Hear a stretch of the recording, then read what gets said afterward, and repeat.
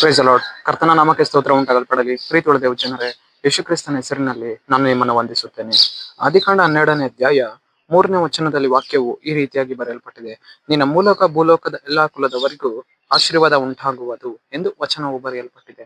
ಅಂದರೆ ಪ್ರೀತಿ ಉಳ್ಳ ಜನರೇ, ಕರ್ತನಾತ್ಮನೇ ಮುಂಜಾನೆ ವೇಳೆಯಲ್ಲಿ ಆತನ ನಮ್ಮೊಟ್ಟಿಗೆ ಈ ರೀತಿಯಾಗಿ ಮಾತನಾಡುವವನಾಗಿದ್ದಾನೆ. ಏನೆಂದರೆ, ಮಗನೇ ಮಗಳೇ, ನಿನ್ನ ಮೂಲಕ ಎಲ್ಲರಿಗೂ ಏನಾಗುವುದು, ಆಶೀರ್ವಾದ ಉಂಟಾಗುವುದು ಎಂದು ಕರ್ತನ ಮುಂಜಾನೆ ವೇಳೆಯಲ್ಲಿ ನಮ್ಮೊಟ್ಟಿಗೆ ಆತನು ಮಾತನಾಡುವವನಾಗಿದ್ದಾನೆ.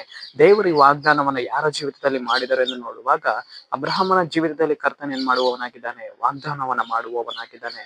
ಅಬ್ರಹಾಮನೇ, ನಿನ್ನ ಮೂಲಕ ಭೂಲೋಕದ ಎಲ್ಲಾ ಕುಲದವರಿಗೂ ಆಶೀರ್ವಾದ ಉಂಟಾಗುವುದು ಎಂದು ದೇವರು ಈ ವಾಗ್ದಾನವನ್ನ ಅಬ್ರಹಾಮನಿಗೆ ಮಾಡುವವರಾಗಿದ್ದಾರೆ. ಅದೇ ಪ್ರಕಾರವೇ ನಮ್ಮ ಜೀವಿತದಲ್ಲಿಯೂ ಕೂಡ ಕರ್ತನಾತ್ಮನ ಇವತ್ತು ನಮ್ಮನ್ನು ನೋಡಿ ಹೇಳುವವನಾಗಿದ್ದಾನೆ. ಮಗನೇ ಮಗಳೇ, ನಿನ್ನ ಮೂಲಕ ಅನೇಕ ಜನರಿಗೆ ಆಶೀರ್ವಾದ ಉಂಟಾಗುವುದು ಎಂದು ಕರ್ತನ ಮುಂಜಾನೆ ವೇಳೆಯಲ್ಲಿ ನಮ್ಮೊಟ್ಟಿಗೆ ಆತನು ಮಾತನಾಡುವವನಾಗಿದ್ದಾನೆ.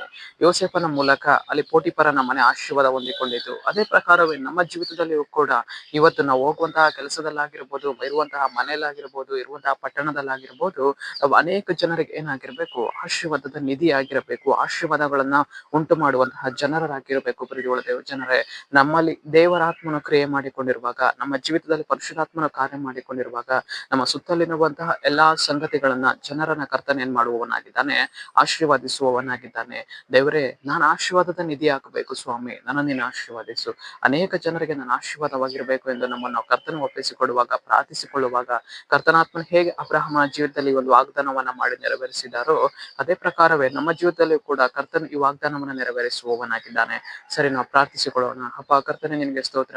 ಈ ಮುಂಜಾನೆ ವೇಳೆಯಲ್ಲಿ ದೇವರೇ, ವಾಕ್ಯ ಭಾಗ ಸಂದೇಶವನ್ನು ನೋಡುವ ಜನಗಳನ್ನು ಸಲ್ಲಿಸು. ಕರ್ತನೆ, ನಿನ್ನ ಜನರ ಜೀವಿತದಲ್ಲಿ ಸ್ವಾಮಿ ನಿನ್ನ ಕಾರ್ಯವನ್ನ ಮಾಡಿ, ನಿನ್ನ ಜನರನ್ನ ಆಶೀರ್ವಾದದ ನಿಧಿಯನ್ನಾಗಿ ನೀನು ಮಾಡುವುದಕ್ಕಾಗಿ ಸ್ತೋತ್ರ. ನಜರೇತಿನ ಯೇಸುವಿನ ನಾಮದಲ್ಲಿ ಕರ್ತನೆ, ಆಮೆನ್, ಆಮೆನ್.